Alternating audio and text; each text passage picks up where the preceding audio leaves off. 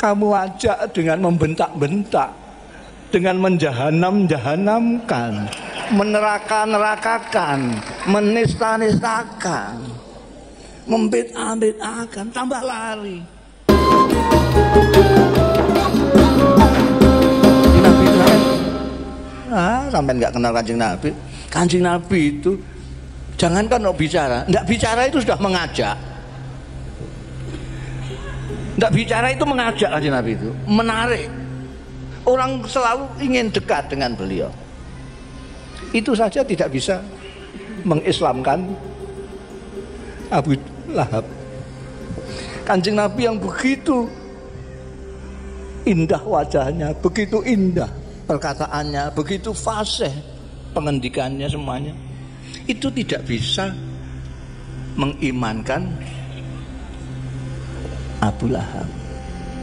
Kok sekarang malah kamu ajak dengan membentak-bentak, dengan menjahanam-jahanamkan, meneraka-nerakakan, menista-nistakan, membid'ah-bid'ahkan, tambah lari.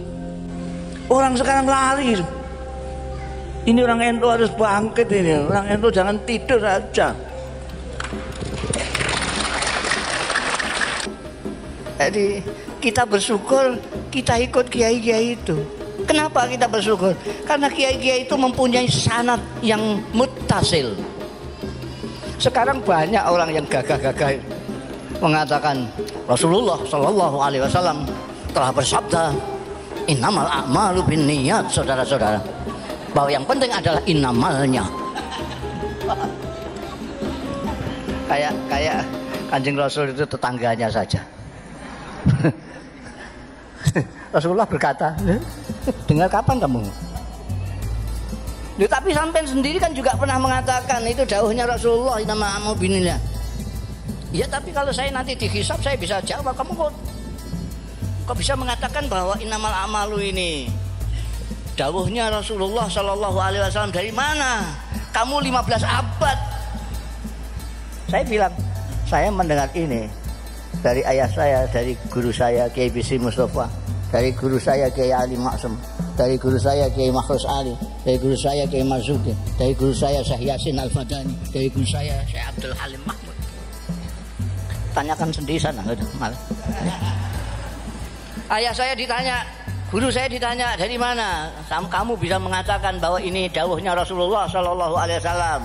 Kamu beritahukan kepada Mustafa. Beliau akan jawab, ini saya dari guru saya Syekh Umar Hamdan. Nanti Syekh Umar Hamdan ditanya dari mana? Saya dari Syekh Faleh. Terus sampai Amirul Mukminin Sayyidina Umar bin Khattab radhiyallahu, dari Rasulullah Shallallahu Alaihi Wasallam, dari malaikat Jibril, dari Allah Subhanahu Wa Taala. Paham sampai urutannya? Semua ilmu yang sampai dapat dari kiai-kiai NU itu bisa dipertanggungjawabkan sampai yaumul hisab. Zaman seperti ini, itu sangat kita bersyukur kita masih ikut Nahdlatul Ulama. Ya. Sampai tinggal bilang saja, sampai nggak bisa mengatakan begini. Saya dengar dari Kiai Ahmad Rohayat. Udah biar yang ditanya beliau nanti. Enak tuh. Tapi kalau sampai ditanya, kamu bisa mengatakan ini dawuhnya Rasulullah? Ya, saya dari Google. Wah, sudah. Repot nanti urusannya itu. Ya.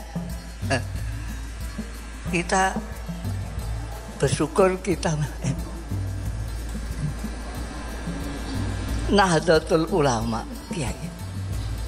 Tadi hampir saya ralat tadi, siapa namanya, NU cabang Katolik tadi mengatakan bahwa NU adalah terbesar di Indonesia. Mau saya ralat tapi dia sudah pinter diteruskan, mungkin sedunia. Ralat saya bukan mungkin, memang. Ini bukan mungkin Pak Jonas, bukan mungkin. Tahun 89 saya ditakdirkan ikut Gus Dur sama Kiai Sahal Mahfud mendapat undangan dari Darul Ifta Darul Ifta itu suatu badan non departemental tapi langsung di bawah Raja Saudi. Waktu itu kepalanya adalah kepalanya Wahabi Saudi, Syekh bin Baz. Saya itu karena tulisan saya bagus, tulisan Arab saya itu bagus. Saya gelandangan suka dolan-dolan kalau ke Jakarta mampir ke PB gitu. Kebetulan Kiai Sahal, Kiai Abdurrahman Nafid, Dr. Fahmi Saifuddin, Allah yarhamhu, membicarakan undangan dari Saudi. Oh, ini ada kesulitan. Saya waktu itu gelandangan biasa lah, nggak jadi apa-apa. Oh, ini ada kesulitan, kebetulan tulisannya bagus ini. Suruh nulis balasan. Saya nulis surat balasan bahwa kita berterima kasih sudah diundang, insya Allah akan kita bicarakan, nanti kita akan datang. Itu yang nulis saya. Ketika dapat undangan dari atase agama itu bukan di bawah Deparlu sana, tapi di bawah Darul Ifta ini. Ketika datang di sana, saya diajak sama Kiai Sahal, sama Gus Dur, sama Dr. Fahmi. Loh, kok saya ikut ngapain? Loh, nanti kalau ada yang harus ditulis-tulis lagi dan biar tulisannya sama dengan yang masuk akal juga itu ya. Saya ikut sana, ternyata di sana itu hanya untuk menulis siapa-siapa yang akan berangkat. Oke. Terus ditulis saja saya. Syekh Muhammad Ahmad Sahal Mahfud, Syekh Abdurrahman Wahid, Dr. Fahmi Saifuddin Zuhri. Ini siapa ini? Saya belum jawab, saya tidak ikut-ikut. Sudah dijawab sama Gus Dur. Ini Mustafa Bisri. Jadi saya ikut ke bawah. Itu saya diterbangkan takdir itu namanya. Bukan apa. Lah kan di sana itu kan resmi, terima pejabat-pejabat sana itu. Saya bilang sama Gus Dur, ini terus saya nanti itu gimana sampai mengenalkan diri sampean ketua NU. Ini Kiai Sahal Rois. Ini wakil ketua NU. Lah sampean nanti kalau mengenalkan saya apa? Ya saya juru bicara gitu.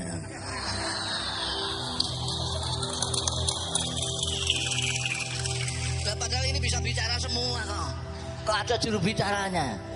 Ya tapi yang penting kan saya bisa ke Saudi Arabia, bisa ke Mekah, sudah seneng saya.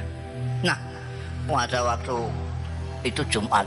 Kalau Jumat itu Syekh bin Baz itu tamunya seluruh dunia itu. Dia punya ruang tamu panjang sekali. Isinya kursi tok untuk udah ngaji sebentar, ngaji tafsir, ada yang baca Quran, terus dia nerangkan sebentar, terus menemuin ini dari Eritania, ini dari ini dari ini, semua ditemui satu persatu, delegasi tamu itu. Kita tidak, dari Indonesia kok enggak sendiri. Wah, saya sudah mau protes sebagai juru bicara ini. Tapi dipegang sama Dr. Fahmi, tidak usah lah. Ya.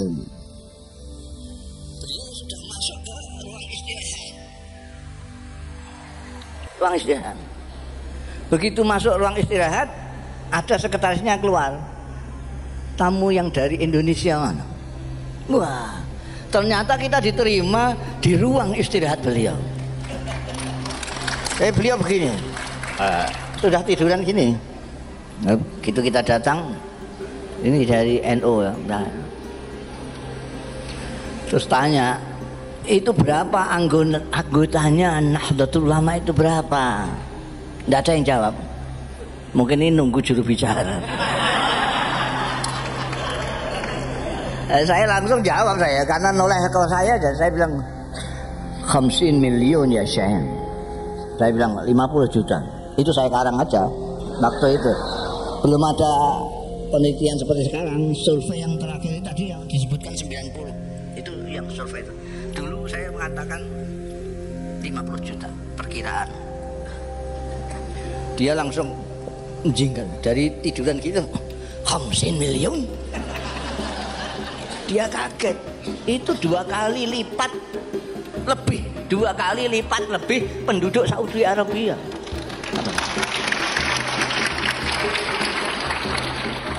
50 miliar. Melihat dia kaget, saya tuh ndadi kok bahasa sini. Saya menjadi lah gitu. Senengnya saya itu. Bal aksal min dzalik ya Syekh. Malah mungkin lebih Syekh. Masya Allah, tabarakallah.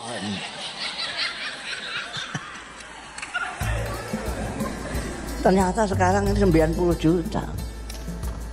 Itu berapa kali lipat penduduk Australia itu? Bisa 4-5 kali. Terbesar di dunia. Bukan mungkin. Bahkan sampai saya mengatakan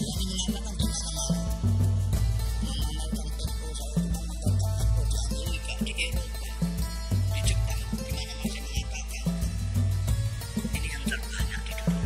Ini yang disebutkan di Nabi, insya Allah menjadi sawadil azam. Alaikum bisawadil azam. Terbanyak di dunia. Dan saya sudah ngecek cara berpikir, cara memahami. Saya sudah ketemu Grand Syekh Azhar, Syekhul Azhar. Saya ketemu Grand Mufti Syria, Syekh Hasum, Grand Mufti Qatar. Ini pikirannya sama dengan kiai-kiai. Saya nggak tahu pikiran-pikiran yang lain itu entah apa ya. Pembesar-pembesar di Timur Tengah semuanya pikirannya sama. Saya sudah ngecek semua. Semuanya seperti kita, ahli sunnah wal tawassut wal i'tidal. Maka sekarang ini di dunia sedang mencari NU untuk dijadikan guru bagi perdamaian dunia.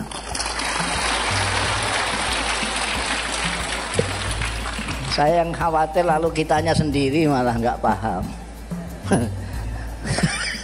Jadi orang mau jadikan sampean guru, sampean sendiri malah cari guru kemana-mana yang nggak jelas. La ilaha illallah. Sudah sampean mantap saja sama kiai-kiai sampean NU sudah. Itu punya jalur langsung bisa dipertanggungjawabkan ila yaumil kiamat. Kalau sampean punya ustadz lain, sampean tanya, sampean iso nanggung saya nanti sampai yaumul hisab? Kalau iya, sampean silahkan ke sana. Kalau berani. Kalau kiai NU berani. Karena dia memang mempunyai sanad betul ke sana. Jadi kita perlu bersyukur, ini hak prerogatifnya Gusti Allah juga. Ada yang anaknya kiai tidak mau di NU, ada. Ada enggak? Ada, karena enggak dipilih sama Gusti. Jangan dikira, makanya saya minta supaya bersyukur menjadi umatnya Nabi Muhammad SAW. Bersyukur jadi manusia dengan menjaga kemanusiaan. Bersyukur menjadi umatnya Nabi Muhammad SAW dengan menjaga nilai-nilai dan ajarannya. Menjadi NU juga menjaga ke-NU-anmu, ahli sunnah wal jamaah. Salah satu sikap dari NU, makanya lain. Tadi kan bersemangat hari yang ketua sampean itu kan. NU ku NKRI harga mati. Kenapa begitu? Lu karena apa namanya? Anda nggak kenal.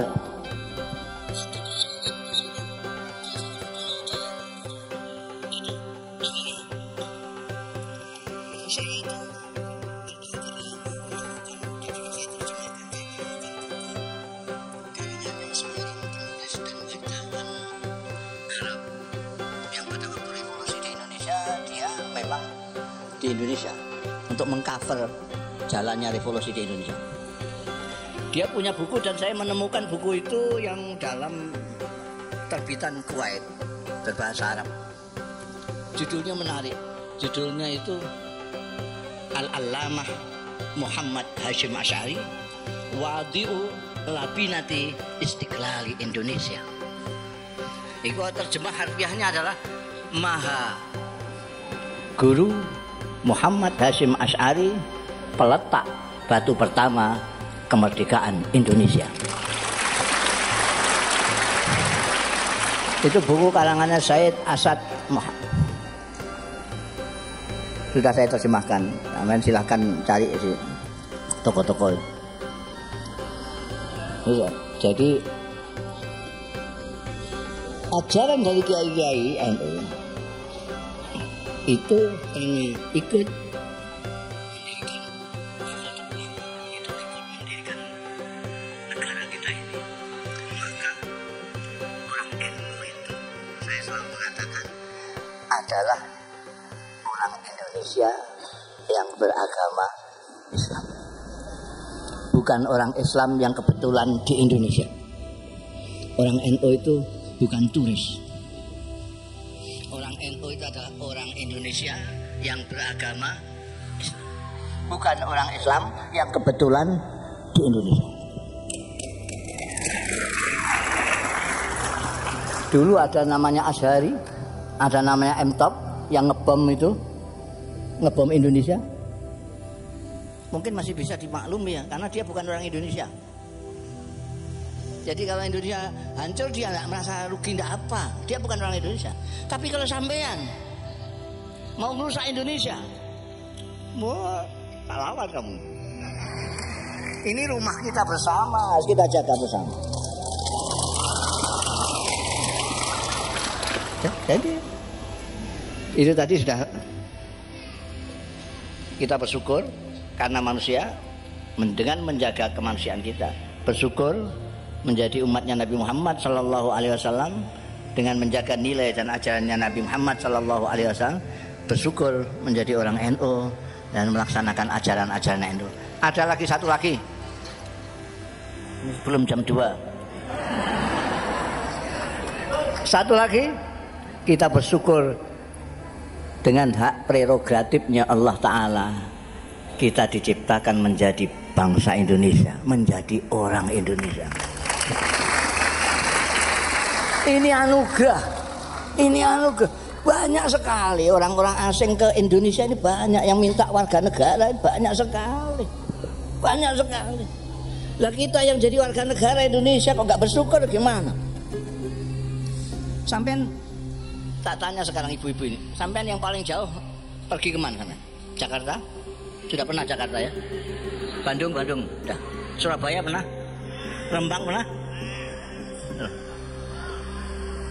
Saya itu Timur Tengah sudah, Eropa sudah, Eropa itu mulai Jerman sampai Spanyol, Amerika sudah, Jepang sudah, Korea sudah, Hong Kong sudah, Taiwan sudah, mana-mana. Setiap kali saya di negara-negara itu yang teringat adalah Indonesia. Kenapa? Kenapa? Karena di sana itu tidak seperti di sini. Di negara-negara itu kalau panas kita tidak tahan panasnya, kalau dingin tidak tahan dinginnya. Di sini paling panas kemarin itu, paling panas itu 36.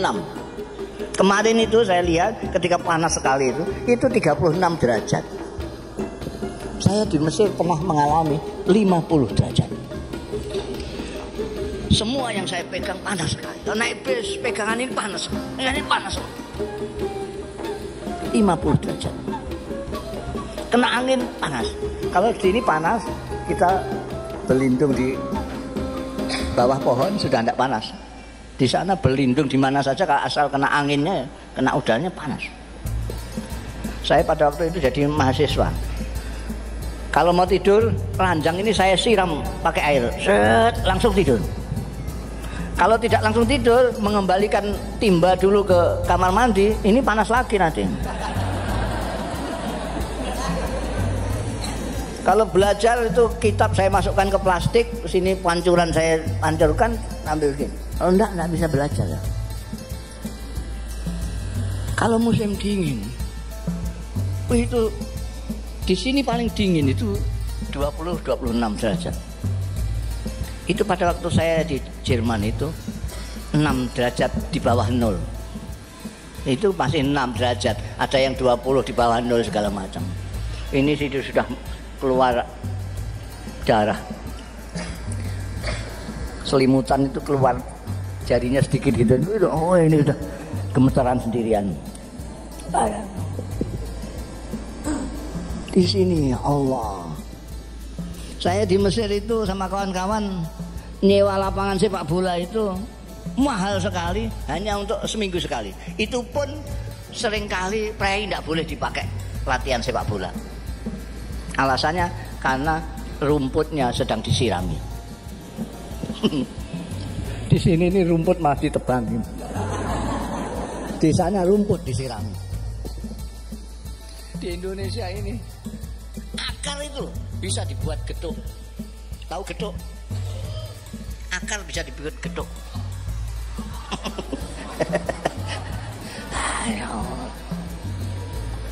Indonesia ini dulu ada Grand Syekh, Syekhul Azhar itu ulama yang terbesar di Mesir. Di bawahnya ini ada mufti. Kalau presiden mau ngangkat menteri agama, di sana namanya Wazirul Auqaf wad Din. Itu harus lewat Grand Syekh. Itu yang pernah Grand Syekh-nya Syekh Shaltut itu pernah ke Indonesia. Orang Mesir itu lebay, bahasanya anak muda itu lebay. Lebay itu mubalaghahnya kelebihan lah. Mubalaghahnya itu balik sekali. Jadi begitu datang di sini dibawa ke Bogor, dibawa ke apa namanya yang di Bogor itu Kebun Raya Bogor. Soalnya Kebun Raya Bogor. Masya Allah, tabarakallah. Ini jangan-jangan nanti orang Indonesia tidak kaget ketika ke surga. Itu lebaynya di situ. Lebay. Mubalaghah. Kalau tidak kenal orang Mesir, wah ini penistaan. Ini mesti gitu namanya.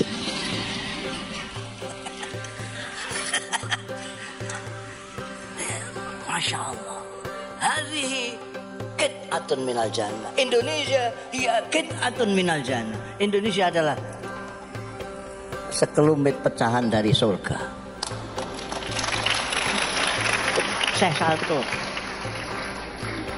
dari alamnya, dari udaranya, dari orang-orangnya. Dulu itu terkenal sekali orang Indonesia itu, di mana-mana dihormati karena apa? Karena keramah tamahan. Di Indonesia tidak kenal itu menegur kok. Dari mana Bu? Enggak kenal tapi negur. Di mana-mana enggak ada Bu. Di kita itu negur. Sampai di Magelang sana itu, wah sudah dihampirkan, mari hampir. Enggak tahu belakangan ini kenapa. Kalau bahasa Jawanya kesambet. Kesambet di sini ya. Oh, entah kesambet apa itu. Sekarang kok tiba-tiba menjadi sangar begini orang Indonesia. Beragama saja itu, ya Allah, NU itu ikut Kanjeng Nabi mengajarkan Islam yang ramah. Kanjeng Nabi Muhammad SAW menyontohkan diri beliau. Kanjeng Nabi itu sampean nggak kenal Kanjeng Nabi. Kanjeng Nabi itu jangankan mau bicara, nggak bicara itu sudah mengajak. Nggak bicara itu mengajak Kanjeng Nabi itu, menarik. Orang selalu ingin dekat dengan beliau. Itu saja tidak bisa mengislamkan Abu Lahab. Kanjeng Nabi yang begitu indah wajahnya, begitu indah perkataannya, begitu fasih pengendikannya semuanya, itu tidak bisa mengimankan Abu Lahab. Kok sekarang malah kamu ajak dengan membentak-bentak, dengan menjahanam-jahanamkan, meneraka-nerakakan, menista-nistakan, membid'ah-bid'ahkan, tambah lari. Orang sekarang lari. Ini orang NU harus bangkit ini. Orang NU jangan tidur aja.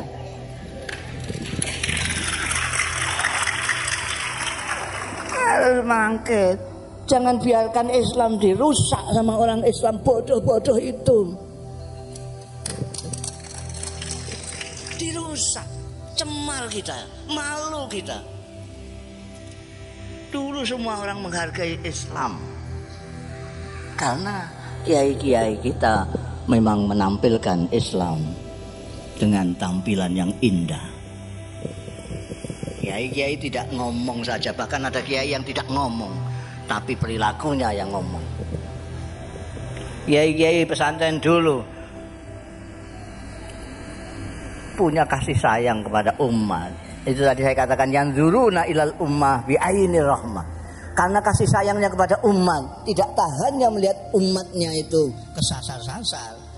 Beliau itu membantu mereka membacakan Al-Quran, memahami Al-Quran, kemudian mengamalkan Al-Quran supaya terlihat oleh umatnya yang awam yang tidak baca Quran ini. Oh begitu itu Quran ini. Maka ini sekarang saya anjurkan kepada kiai-kiai NU itu yang baca Quran. Tolonglah yang tidak sempat-sempat baca Quran itu biar belajar perilaku Quran dari Anda sekalian. Yang ngerti Quran, yang kenal Kanjeng Rasul Shallallahu Alaihi Wasallam, perlihatkanlah perilakunya Rasulullah. Jangan mulutnya saja indah-indah menyebutkan Kanjeng Rasul, tapi kelakuannya seperti Abu Jahal. Ini malah membingungkan orang ini. Mulutnya kok seperti Kanjeng Nabi, perilakunya seperti Abu Jahal, dan bingung orang. Kalau tidak ya diam saja. Itu ngaco itu. Karena banyak followernya, karena banyak yang ikut, dia merasa benar. Itu salah. Benar dan salah itu bukan karena banyaknya pengikut, tapi nalar atau tidak. Ibu-ibu bapak sekalian, sudah jam 1:30. Jadi saya tadi bersyukur, sudah tadi bersyukur semua ya, bersyukur.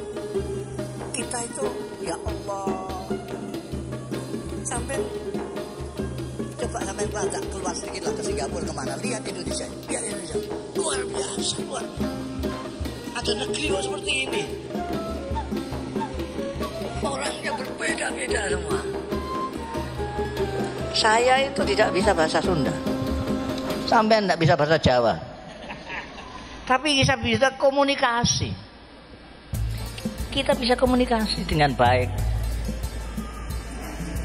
Di sana ada orang Batak, di sana ada orang Madura, di sana ada. Kita bisa komunikasi dengan mereka. Karena datang agak ke situ sebentar, ke Filipina.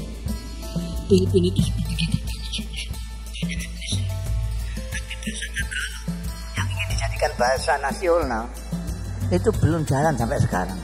Sehingga dari kampung ke kampung orang tidak bisa komunikasi karena bahasanya lain. Kita kok nggak bersyukur gimana?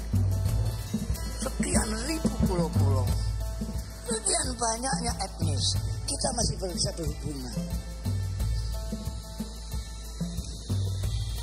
Makanya NU pada waktu zaman Rais Am Kiai Ahmad Siddiq melanjutkan dari pendahulu-pendahulunya, merumuskan. Sebetulnya sudah ada, cuma dirumuskan aja. Ada rumusan khitah, ada rumusan ukhuwah nahdiyah, ukhuwah islamiyah, ukhuwah wataniyah, ukhuwah basyariyah atau ukhuwah insan.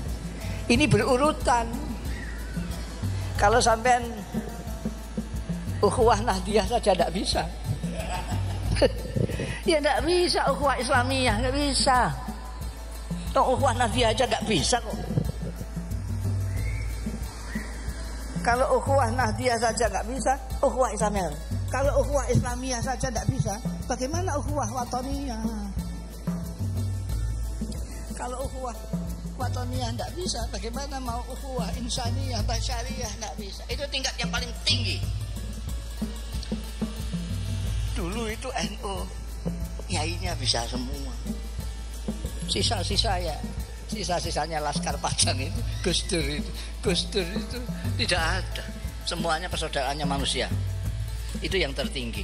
Kulukum min Adam, ma Adam min turab. Persaudaraan itu bisa dilaksanakan kalau bisa melewati ini persaudaraan Nahdiyah sudah, persaudaraan Islamiyah sudah, persaudaraan Watoniyah sudah, persaudaraan kemanusiaan. Kita manusia. Yang terakhir karena sudah 1:30. Jadi apa namanya? Tetaplah antap saja Anda di NU Nahdlatul Ulama.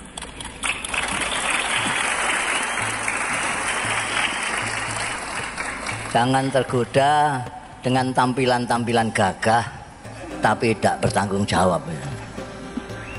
Kadang-kadang anak sekarang itu senang dengan gagah. Wah, gitu gagah itu. Ayo kembali kepada Quran dan hadis. Kembali ke Quran dan hadis. Coba tunjukkan Quran, baca sampean paham apa enggak? Kelekep dia tidak bisa. Gayanya saya kembali ke Quran. Jangan ikut kiai, ikut Quran. Ini sombong sekali dan tidak punya rasa rahmah.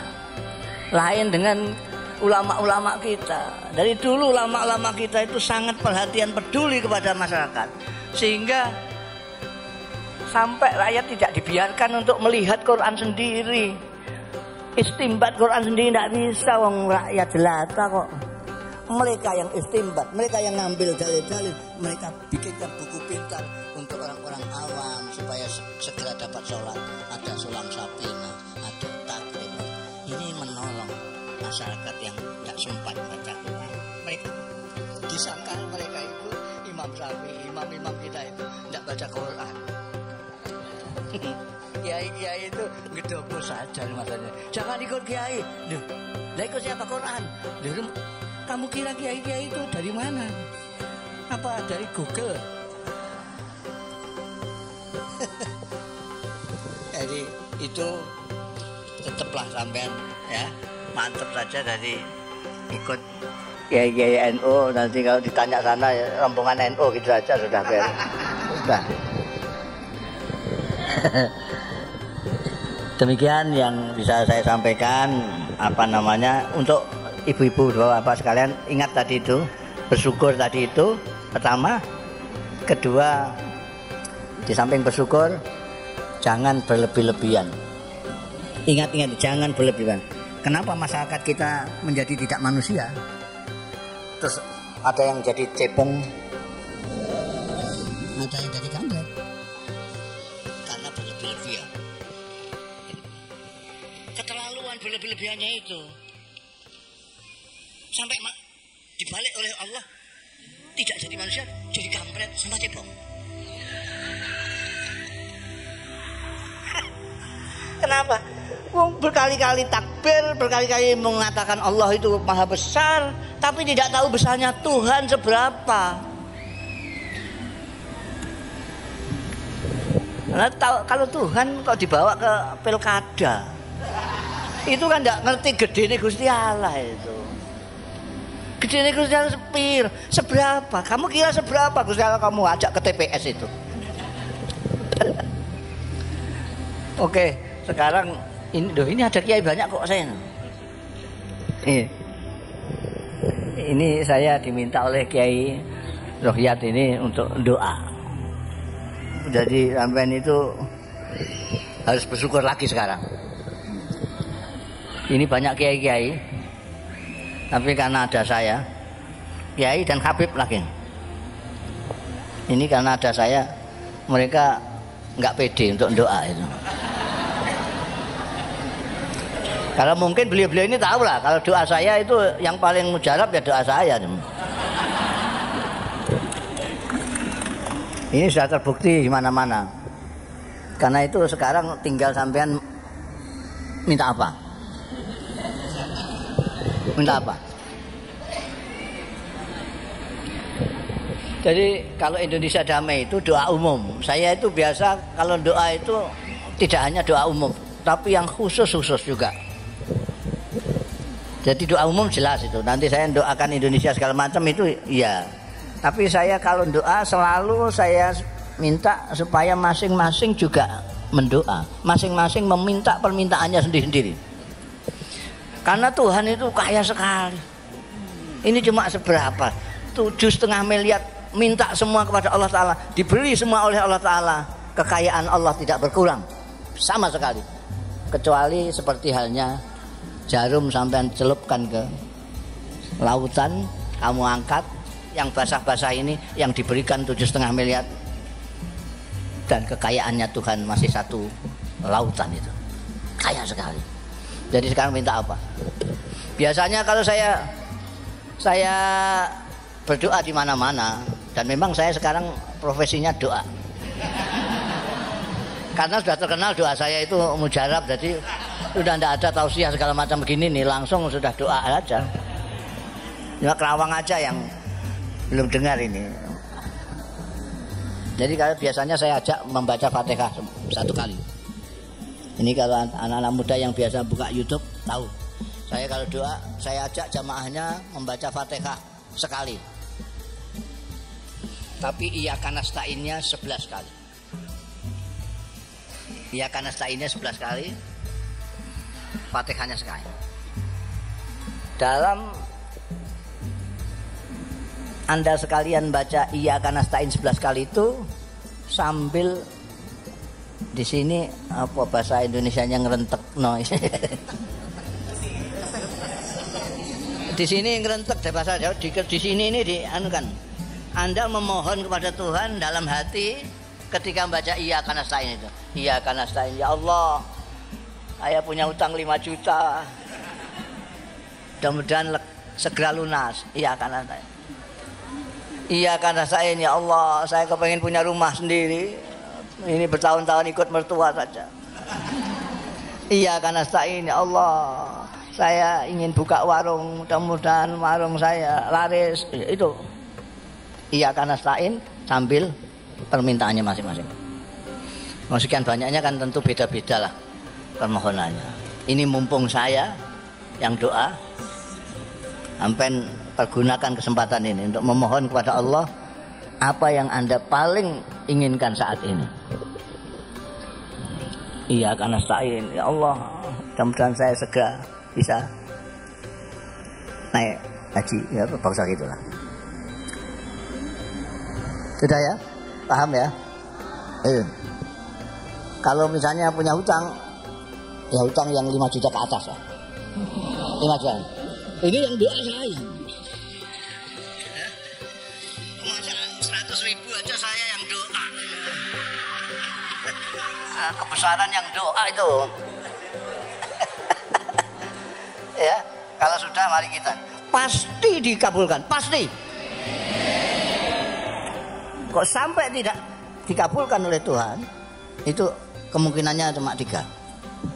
Kemungkinan pertama, Anda tidak percaya sama saya. Masa begitu doanya mandi, doa saya mujarab gak percaya. Ya ada mujarab betul. Kemungkinan yang kedua, itu permintaan sampean mustahil. Permintaan yang mustahil. Misalnya, ini kok kabar-kabarnya akan ada reshuffle menteri ya. Ini kalau diganti itu saya mudah-mudahan. Ya meskipun itu apa saja mungkin ya, tapi kan itu ya mustahil lah itu. Yang ketiga, permintaan sampean itu apa namanya kurang pas. Jadi Tuhan itu baik sekali dengan kita. Kalau doa kita itu tidak pas, karena kecenderungan kita kan doa asal minta saja. Asal minta. Pernah suatu saat ada yang minta ke saya nyalon jadi kepala daerah. Sampean saya doa, saya ngamini sampean, apa saya yang doa? Ya saya yang doa saja Pak Kiai supaya diamini Pak Kiai. Doanya niki supaya jadi. Nah, sungguh ini sampean yang doa, saya yang ngamini, bukan saya yang doa. Ya saya. Dia rupanya kepengen pas lah dengan keinginannya itu. Ya saya amini. Saya hanya ngamini tok itu. Itu mujarab mandi, langsung jadi. Tapi karena tidak menurut saya, menurut dia doanya itu saya dengarkan kurang. Kalau saya doakan banyak sekali calon presiden sampai calon lurah itu ke tempat saya itu banyak sekali. Tanyakan aja presidennya, sana gubernurnya sama lurahnya itu datang ke saya. Saya selalu mendoakan, saya tambahi, ya Allah, kalau manfaat mudah-mudahan jadi, kalau tidak mudah-mudahan tidak, gitu. Nah, ini enggak, pokoknya jadi, betul jadi. Tapi 3 bulan tangkap KPK. Ada yang doanya itu kurang pas, oleh Allah itu, kalau di bahasa Jawa dipremakno, apa dipremakno? Ini kasihan, dari kasihan. Ini dia sudah punya mobil, sudah punya sepeda motor. Ini kok permintaannya dari dulu soal dunia saja. Dia minta, enggak minta sudah saya kasih. Loh sekarang pas Gusmus sendiri yang doanya mujarab kok dia masih minta dunia lagi. Kasihan.